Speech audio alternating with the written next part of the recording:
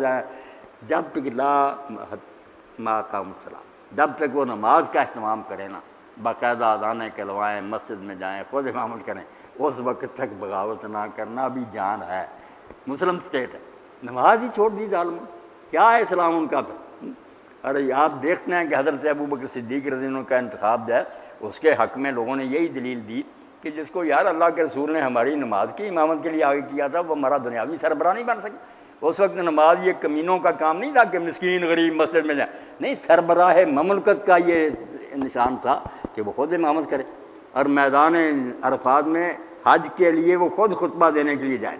کبھی ہوتا تھا کہ نابینے امام جو ہیں وہ خطبے دے، خلیفے کی ذمہ داری تھی کہ وہ عرفات میں حاضر ہو، اس کے گورنر وہاں آئیں اور لوگوں کو کھلی چھٹی دی جائے کہ جس کو اعتراض ہے نا کسی پر کہ اس نے میرے ساتھ اس مجمع میں کرے، اور یہاں ہی اس کا حق جو اس کو دلایا جائے گا، ایسی باتیں۔ اس لیے یہ نماز، حج اور روزے جو ہیں یہ ایسے ہی ہو گیا، نماز و روزہ و قربانی و حج یہ سب باقی ہیں، تو باقی نہیں، تو باقی نہیں، وہ اصل مسلمان نہیں رہا، رسمیں چل رہی ہیں۔ وآخر دعوانا الحمدللہ رب العالمین وصلی اللہ تعالیٰ علی عبد اللہ ورسولہ خاتم النبیین سیدنا مولانا محمد علیہ وصحبہ۔ اللہ خوش رکھے، مہربانی فرمائے، مجھے بھی اور دوسرے ساتھیوں کو اللہ شفا دے، جو ساتھی بچھڑ گئے اللہ تعالیٰ ان کی مغفرت فرمائے۔ ڈاکٹر مسعود قریشی صاحب کی بیگم بھی نہیں دنوں فوت ہو گئی، جنت میں اللہ تعالیٰ اعلیٰ درجہ دے، اللہ مغفر لہا ورحمہا وادخل الجنت۔ ہاں تو بیٹھے ہیں، کو رہ گیا 5-10 منٹ، کچھ بات ہے تو کر لیں، پھر انشاءاللہ تعالیٰ۔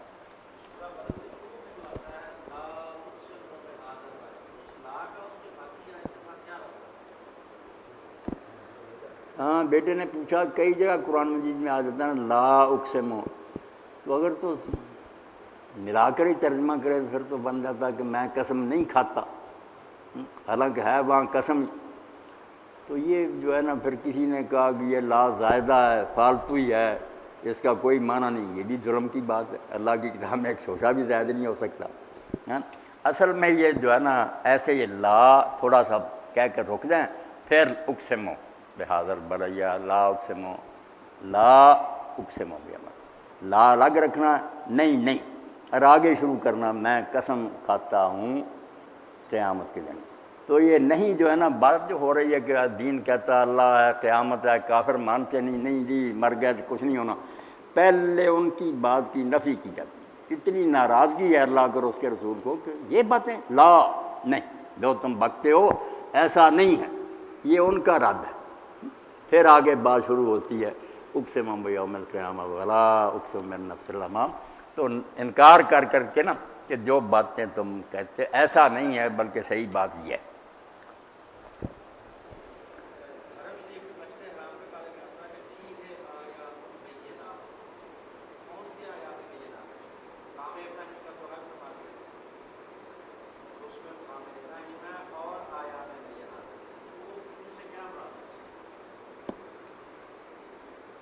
وہ ساری آگے بیان ہوئی ہے۔ اصل وہاں بحث ہے نا کہ یہود جو ہیں وہ کہتے ہیں کہ اصل قبلہ جو ہے وہی ہیکل سلیمانی ہے، جو مسجد اقصیٰ جس کو ہم کہتے ہیں وہی قبلہ ہے، یہ کوئی قبلہ نہیں، اگر ہے بھی تو یہ بعد میں لوگوں نے خود ہی بنا لیا مشرکین عرب نے۔ اللہ تعالیٰ نے اس کا کہنا ان اول بیت وضع للناس للذی ببکۃ مبارکا وہدی للعالمین۔ صحیح بات یہ ہے کہ سب سے پہلا گھر جو اللہ کی بات کے لیے بنا وہ ہے جو مکہ میں، یہ لوگوں کے لیے برکتوں کا سرچشمہ ہے اور ہدایت ہے لوگوں کو۔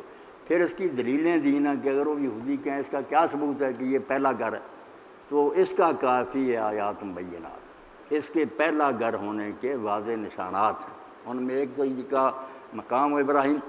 اب مقام و ابراہیم ایک تو ہم پتھر بھی ہے، اس پر بھی آپ کے قدموں کے نشان ہے، اس کو بھی مقام ابراہیم حدیث میں کہا گیا۔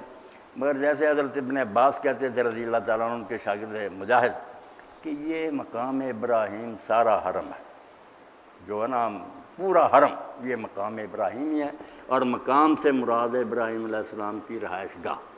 کہ تم اگر کہتے ہو یہ پہلا گھر نہیں ہے تو بتاؤ مسجد اقصیٰ جو سلیمان نے بنائی ہے بعد میں، ابراہیم علیہ السلام یہاں رہا ہے؟ وہ تو عراق میں تھے، فلاں علاقے میں، یہاں تو آئے ہی نہیں وہ۔ اس لیے یہ پہلا گھر کس طرح بن گیا؟ پہلا گھر وہ ہے جہاں ابراہیم علیہ السلام کی رہائش رہی ہے، ان کا بیٹا تھا، بیوی تھی، وہ بھی وہاں جا کر ٹھہرتے تھے۔ ایک تو ٹھہرنے کے معنی کہ یہ ابراہیم علیہ السلام کی رہائش کی جگہ ہے، ان کے